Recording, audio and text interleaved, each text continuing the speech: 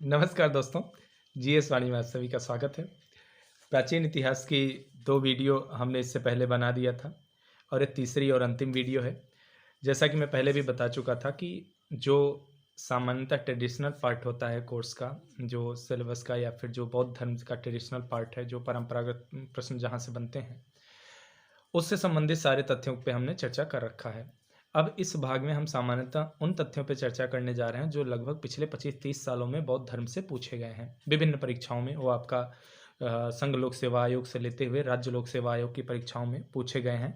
उन सारे प्रश्नों का इसमें आपको उत्तर प्रदेश, मध्य प्रदेश, बिहार, छत्तीसगढ़, झारखंड आईएएस की सभी परीक्षाओं में जो प्रश्न पूछे गए हैं उनसे संबंधित उत्तर का संकलन है ये। तो यहाँ पे बड़ा ही महत्वपूर्ण तथ्य मिलने वाले हैं, तो वीडियो पे बने रहिए और अपना इंटरेस्ट बनाए रखिए। पहला ये प्रारंभ करते हैं यहाँ पे। महापरिनिर्वाण मंदिर पूछा जाता है, उत्तर प्रदेश के कुशीनगर जिले में स्थित है यह। मंदिर में स्थापित भगवान बुद्ध की जो है 1876 ईस्वी में इसका उत्खनन हुआ था। यह मूर्ति प्राप्त हुई थी वहाँ से। इसी मूर्ति को इस मंदिर में स्थापित किया गया है। इस मंदिर में जो मूर्ति है उसकी ऊंचाई है 6.10 मीटर ऊंची है और लेटी हुई मुद्रा में मूर्ति है, इसलिए खास हो जाती है। उसके अलावा आगे बढ़ते हैं। अब पिछले साल का जो प्रश्न है उनका सारे यहाँ पे देखेंगे। यहाँ पे देख रहे हैं, बुद्ध के लिए शाक्य मुनि, तथागत आदि शब्दों का प्रयोग होता है, आदि नामों का। जैसा कि मैं पहले भी पिछली वीडियो में बता चुका हूँ इसमें डिटेल में कि शाक्य मुनि क्यों कहा जाता है उन्हें और तथागत क्यों कहा जाता है। इन दोनों प्रश्नों का उत्तर वहाँ पे दिया गया है पिछली वीडियो में। उसके अलावा आदि गुरु शंकराचार्य को प्रच्छन्न बौद्ध या छिपा हुआ बुद्ध मार्गी भी कहा जाता है। तो यह इंपॉर्टेंट हो जाता है, पिछली परीक्षाओं में पूछा गया है और आगे भी पूछा जा सकता है। और यहाँ पर एक ध्यान देने वाली बात है कि जैसे उत्तर प्रदेश पीछे से आजकल जो है मतलब उसमें 2018 से पहले ऑब्जेक्टिव टाइप प्रश्न भी कुछ पूछे जाते थे, तो उसमें इन प्रश्नों का संकलन था। इस प्रकार के प्रश्न पूछे गए हैं मेंस में, तो इसलिए भी महत्वपूर्ण हो जाते हैं यूपी के लिहाज से भी और मध्य प्रदेश के लिहाज से भी।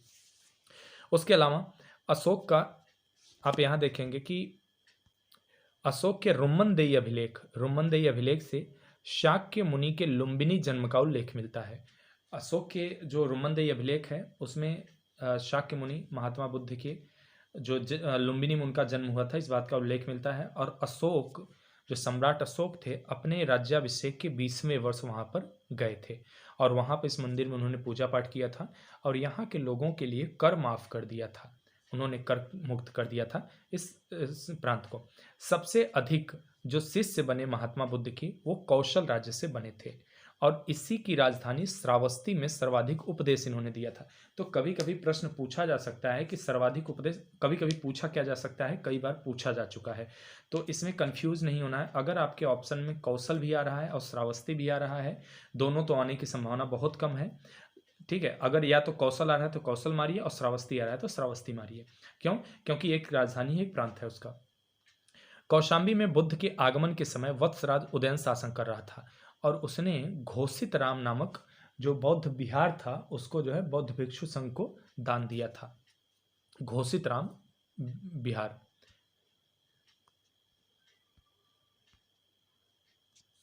सप्तपर्णी गुफा राजगिरी के बैभरा पहाड़ी में, बिहार के नालंदा जिले में यह स्थित है। बैभरा पहाड़ी, तो यहाँ पर इसी पहाड़ी में सप्तपर्णी गुफा है। सप्तपर्णी गुफा का निर्माण कराया गया था।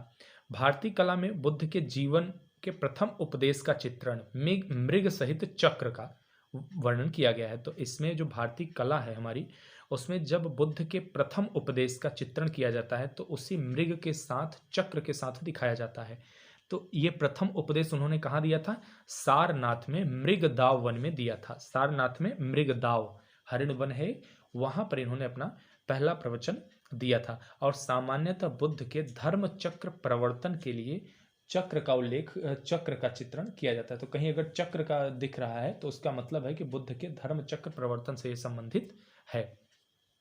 निरंजना नदी, इसी नदी के किनारे महात्मा बुद्ध को ज्ञान प्राप्त हुआ था पीपल के वृक्ष के नीचे। और यह जो निरंजना नदी थी यह मुख्य रूप से दो नदियों निरंजना और मोहना के से मिल के बनी है। इसकी दो धाराएं छोटी छोटी इनसे मिल के बनी है और आजकल इसको फाल्गु नदी कहा जाता है। आज का नाम इसका क्या है?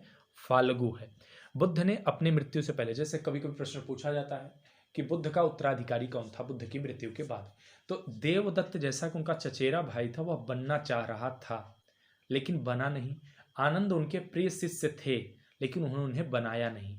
ठीक, अपनी मृत्यु के ठीक पहले उन्होंने बुलाया था, अपने पास बैठाया उनको, आनंद को, और कहा अपने शिष्यों के साथ उन्होंने कहा कि देखो मैं तो निर्वाण प्राप्त कर रहा हूँ, मैं शरीर छोड़ रहा हूँ, तो इसका ये मतलब तुम लोग मत समझना कि हमारा शास्ता जा रहा है, शास्ता मतलब शिक्षक, हमारा शिक्षक जा रहा है, बल्कि जो हमारे उपदेश होंगे वो तुम्हारे हमेशा शास्ता बने रहेंगे, हमेशा वो शिक्षक तुम्हारे शिक्षण कार्य देते रहेंगे, उपदेश देते रहेंगे, मार्गदर्शन करते रहेंगे। तो इसलिए इस प्रश्न का उत्तर होगा बुद्ध ने अपनी मृत्यु से पूर्व किसी को भी अपना उत्तराधिकारी नहीं घोषित किया था। तो अगर ऑप्शन में दिया रहे तो कंफ्यूज नहीं होना है, कोई नहीं लगाना है वहां। बुद्ध ने कर्म सिद्धांत में विश्वास करते थे। बुद्ध क्या करते थे? कर्म सिद्धांत में विश्वास करते थे। इसका क्या अर्थ हुआ कि वे आत्मा परमात्मा या फिर कहा जाए तो जो है नित्य नियतिवादी नहीं थे, या फिर वे जो है ये नहीं मान के चलते थे कि हाँ ये सब पूर्व जन्मों का है या फिर ईश्वर का किया धरा है। उनका कहना था कि जो कर्म करोगे वही चीज़ें हमारे साथ चलने वाली, वही हमारे साथ होने वाली है। आत्मा में उनका विश्वास नहीं था, लेकिन पूर्व जन्म में वो विश्वास करते थे, और ईश्वर की सत्ता में भी वो विश्वास नहीं करते थे, लेकिन मोक्ष में विश्वास करते थे, निर्वाण में। तो यह थोड़ा बहुत विरोधाभास है। देखिए दो तीन ऐसे तथ्य यहाँ मिलेंगे जिनमें विरोधाभास आपको देखने को मिलेगा। तो जैन धर्म और बौद्ध धर्म, इन दोनों का हम एक तुलनात्मक वीडियो जरूर लाएंगे, जिससे कि हमें कुछ ऐसी चीज़ें क्लियर हो जाएंगी जो सामान्यतः कन्फ्यूजन जो है पैदा करती हैं, सामान्यतः हमें भ्रम की स्थिति में डालती हैं। परवन समारोह कभी कभी पूछ लिया जाता है, पूछा भी गया है। परवन समारोह क्या होता था? जैसे होता क्या था कि जो बौद्ध भिक्षु वगैरह होते थे, तो ये जब बरसात का समय आता था, वर्षा ऋतु आती थी, तो कहीं बिहार में गुफाओं में कहीं ये बैठ जाते थे। 3-4 महीने के लिए विश्राम करते थे, और उस दौरान किसी प्रकार का धर्म प्रचार का कार्य या किसी तरह का कोई कार्य नहीं करते थे, केवल वे स्थिर रहते थे एक जगह। तो अब क्या होता था कि वर्षा ऋतु की समाप्ति के बाद जब पुनः वो अपना कार्य प्रारंभ करने वाले होते थे, तो उससे पहले एक समारोह का आयोजन किया जाता था। तो परवन समारोह की बात कर रहे थे यहाँ पे। तो होता क्या था कि उस समारोह की समाप्ति के बाद क्या होता था, पुनः अपना प्रचार कार्य वो प्रारंभ करते थे। अब इसमें क्या होता था कि एक और कार्य किया जाता था कि पिछले किए हुए कार्यों का समीक्षा की जाती थी कार्यों की, और आगे किसी कार्य की योजना बनाई जाती थी कि आगे कार्य कैसे कैसे हमें करना है। इसके अलावा एक और कार्य इसमें होता था, और वो क्या होता था कि भिक्षु इसमें क्या करते थे, इस समारोह में अपने द्वारा किए गए अपराध को स्वीकार करते थे। यानी कि अगर इन 4 महीनों के दौरान या उनसे पहले भी अगर किसी तरह का उनसे अपराध हो गया है, किसी तरह का उनका मन में भटकाव आया था, किसी तरह के अपराध बोध कि अगर उन्हें हो रहा है, तो उसको वे स्वीकार करते थे। तो ये सारा परवन समारोह में किया जाता था। विश्व शांति स्तूप बिहार में राजगीर की पहाड़ी पर 38 मीटर ऊंचा, 36 मीटर चौड़ा और व्यास 20 मीटर ऊंचा व्यास है इसका, गुंबद का, इस तरह का एक स्तूप मिला है। ये कहाँ पे? राजगीर की पहाड़ी में। विश्व शांति स्तूप विश्व का सबसे बड़ा स्तूप माना जाता है। इसके अलावा बुद्ध की 80 फीट ऊंची मूर्ति बोध गया में स्थित लाल ग्रेनाइट और बलुई पत्थर से निर्मित है। इसके निर्माण में 7 वर्ष का समय लगा था, और जापान के डाइजोकियो संप्रदाय के सहयोग से इसे बनाया गया था। 80 फीट ऊंची मूर्ति है, तो यह जानना हमारे लिए जरूरी है। उसके बाद आते हैं, क्या देखते हैं, बोध गया में। बोध गया का स्तूप बुद्ध की ज्ञान प्राप्ति से संबंधित है। सारनाथ का स्तूप धर्मचक्र प्रवर्तन से संबंधित है। सारनाथ का जो स्तूप है, खास बात है, ईंट से बना है, धमेख स्तूप भी उसे कहा जाता है। ये अकेला स्तूप है जो ईंटों से बनाया गया है। कुशीनगर कुशीनारा का मृत्यु से संबंधित है स्तूप, और सांची का स्तूप जो संबंधित किसी घटना विशेष से इसका संबंध नहीं है। जैसे कल के मैंने बताया था, इसमें देखिए मैं एक पिक ऐड करना भूल गया, मिला नहीं मुझे, मतलब डाउनलोड करा था, नहीं हो पाया था। तो मैं अभी एक वीडियो बनाऊंगा मुद्राओं पे, तो उसमें आपको स्तूप की व्याख्या करूंगा, स्तूप बताऊंगा। होता क्या है, सामान्यतः क्या होता था कि बुद्ध के कुछ अवशेषों को रखा जाता था, रख के क्या होता था, उसमें मिट्टी का ढेर बनाया जाता था, एक अंडाकार, इससे जो है अंडाकार आकृति बना दिया जाता था। इस तरह चारों तरफ से इसे घेर दिया जाता था, इसे वेदिका कहते थे। और ऊपर एक तरह इस तरह का आकृति बने, हर्मिका कहते थे। हर्मिका के ऊपर इस तरह की आकृति थी, इसे छत्रक कहा जाता था। तो इस तरह से ये अंडक होता था, ये हर्मिका होती थी, ये छत्रक होता था सबसे ऊपर वाला, और ये वेदिका होती थी, और इसी के चारों तरफ जो है परिक्रमा वगैरह के लिए भी पथ बना दिया जाता था। तो यह जो है एक प्रकार का स्तूप इस तरह से होता था। हम उस वीडियो में अलग से स्तूप के बारे में डिटेल में बता देंगे। सामान्यतः पूछा नहीं जाता प्रीलिम्स में, अगर पूछा जाता है तो इतना बता दूंगा कि आपके प्रश्न हल हो जाए वहां से। अब देखते हैं अनित्यवाद। अनित्यवाद को क्षणिकवाद भी कहा जाता है। स्वयं बुद्ध ने इसका प्रतिपादन किया था। इनका अर्थ क्या होता है? विश्व की प्रत्येक वस्तु का अस्तित्व क्षणिक है, यानी कि कोई वस्तु वहां स्थायी रूप से नहीं, परमानेंटली नहीं रहने वाली है। जैसे वर्षा की बूंद होती है, कुछ क्षण के लिए दिखाई देती है, पुनः समुद्र में विलय हो जाता है उसका और समाप्त हो जाती है। तो इनके कहने का मतलब भी विश्व भी ऐसा है, क्षणिक है। यहाँ जो कुछ भी दिख रहा है वो कुछ भी नित्य नहीं रहने वाला है, नियत नहीं रहने वाला है, वह अनित्य है, यानी कि एक दिन समाप्त होने वाला है। भारत में सबसे पहले बुद्ध की प्रतिमाओं का पूजा जो होते महायान शाखा में की गई थी। अब यहाँ क्या देखने वाली बात है कि जो महायान शाखा वाले थे वो बुद्ध को देवता के रूप में पूजते थे, जबकि हीनयान शाखा वाले उन्हें महापुरुष के रूप में पूजते थे। तो इसीलिए देवता मान लिया गया, इसीलिए उनके बुद्ध का जो है मूर्ति वगैरह की संकल्पना लाई गई। हमने इसके विषय महायान हीनयान की तुलनात्मक अध्ययन किया है पिछली वीडियो में, आप वहाँ जाके इसके बारे में विशेष देख सकते हैं। गांधार कला एशिया माइनर और हेलेनिस्टिक कला का मिश्रण था। गांधार कला, इसका प्रमुख विषय महात्मा बुद्ध के जीवन थी और इसमें विभिन्न मुद्राओं में उनके मूर्ति की रचना की गई है। अब होता क्या था कि जैसे यूनानी प्रभाव में, जैसे जो हमारी कला थी यहाँ की, तो यूनानियों के आने से व्यापार वगैरह संपर्क बढ़ने से क्या हुआ कि सॉरी, वहाँ का प्रभाव पड़ा हमारे कला पे, संस्कृति पे, हर क्षेत्र पे। तो दो प्रकार का चित्रकला, दो प्रकार की मूर्तिकला उस समय प्रकट होती है, सामने आती है लोगों के। एक आती है गांधार मूर्तिकला और एक आती है मथुरा मूर्तिकला। और दोनों मूर्तिकलाओं में बुद्ध की मूर्तियां बनाई गई हैं। खासकर मथुरा कला में पहले प्राप्त हुई थी बुद्ध की मूर्ति को। जो गांधार कला थी वो विदेशी प्रभाव उस पर था। तो उसमें क्या होता था, बुद्ध को बलिष्ठ दिखाया जाता था, कट्स वगैरह दिखाए जाते थे, एप्स वगैरह दिखाए जाते थे, कपड़ों का सलीका बहुत अच्छे से दिखाया जाता था, बाल घुंघराले रहते थे। जबकि जो मथुरा कला होती थी, बुद्ध को शांत और शांत रूप में दिखाया जाता था, बिल्कुल साधारण वेशभूषा में दिखाया जाता था, छिड़काए शरीर दिखाई जाती थी, एक योगी की तरह जिस तरह होता है उस तरह उन्हें दिखाया गया होता है। हमारा विषय नहीं, ये मेंस का विषय है, इसलिए हम ज़्यादा इस पर चर्चा नहीं कर रहे हैं। अगर आवश्यकता होती तो इस पर भी हम डिटेल चर्चा कर देते। अशोक के सिंह स्तंभ सारनाथ से ही प्राप्त हुए हैं। जो भारत सरकार के आप देखेंगे कि सिक्कों पर भी होता है, चार जो है शेर दिखाई देते हैं, एक बने हुए इस पे हैं स्तंभ पर।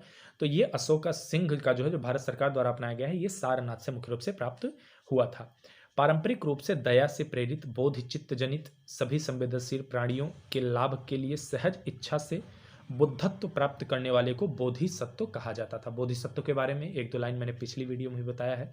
तो बोधिसत्व क्या होते हैं आप वहां देख सकते हैं। अजंता की गुफा में बोधिसत्व पद्मपाणि का चित्रण मिलता है। अजंता की गुफा में, तो मान लीजिए वहां दिया रहे अजंता, एलोरा जो है, ये सारी सप्तपर्णी, इन सब का अगर दिया रहे चित्र, दिया रहे ऑप्शन, तो आपको मानना है अजंता की गुफा से बोधिसत्व का चित्रण प्राप्त होता है।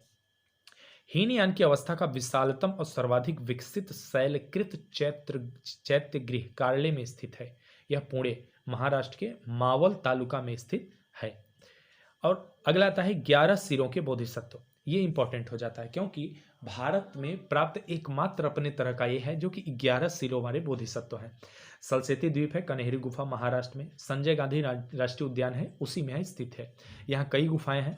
तो जो गुफा संख्या 41 है उसमें 4 भुजाओं के साथ और 11 मुख के साथ बोधिसत्व का जो है वहाँ पे चित्रण दिखाया गया है। और पहले क्या होता था, 7वीं 8वीं शताब्दी में कुछ एरिया ऐसे थे एशिया के, जैसे चीन, तुर्कमेनिस्तान, कंबोडिया, जापान आदि में भी इनकी उपासना का जो है प्रचलन देखा गया था। अहिंसा और सदाचार दोनों ने बल दिया है। जैसे यहाँ थोड़ा तुलनात्मक है कि अहिंसा और सदाचार जैन बौद्ध दोनों ने बल दिया है, लेकिन जैनों ने अति कर दिया था अहिंसा पे बल देने का। तो इसलिए भी जैन धर्म कहीं कहीं अव्यवहारिक हो जाता है। देखिए अभी आपने जैन नहीं पढ़ा है इसलिए ये चर्चा करना थोड़ा उचित नहीं है, बस तथ्य जान लीजिए। दोनों ही कर्मवादी थे, कर्म पर भरोसा करते थे, पुनर्जन्म तथा मोक्ष में विश्वास रखते थे। वर्ण व्यवस्था को स्वीकार किया दोनों ने, लेकिन ब्राह्मण वर्ग की सर्वोच्चता को उन्होंने जो है चैलेंज किया है। ब्राह्मण वर्ग की सर्वोच्चता को नहीं माना है बौद्ध धर्म ने। अब देखते हैं, हम प्रश्न देख लेते हैं। यहाँ तक हमारी वीडियो समाप्त हो गई। अब हम प्रश्न देख लेते हैं इससे संबंधित। अगर आपने वीडियो ध्यान से सुना है तो इन प्रश्नों को भी आप कर लेंगे। अनित्यवाद संबंधित है, निम्न में से किससे संबंधित है अनित्यवाद, आपको कमेंट करके बताना है। और चीनी यात्री ह्वेनसांग अध्ययन के लिए आया था, कहाँ आया था, निम्न में से। इनका उत्तर आपको देना है। बाकी बौद्ध धर्म से संबंधित जितने भी तथ्य होते हैं या बौद्ध धर्म से संबंधित जो भी महत्वपूर्ण फैक्ट्स है वो सारे तथ्यों की हमने चर्चा कर ली यहाँ पे।